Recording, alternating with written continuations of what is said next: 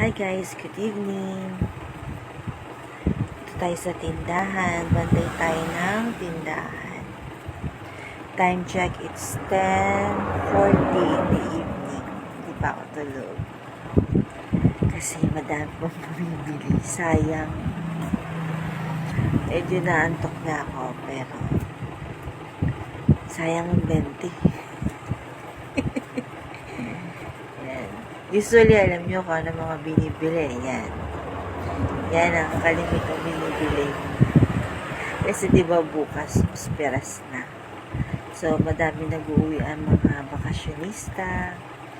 Kaya yan, pati yelo. Yan ang mga mabenta. Yan. Ubus na nga yung tinda kong medyo mahal. Bukas na lang mamimili ulit para sakto sa Pasko. Nakakapuyat, pero pag nakikita ko yung mga patating ng mga customer, nawawala yung antok ko. Nagigising ako. Kasi sayang ang benta.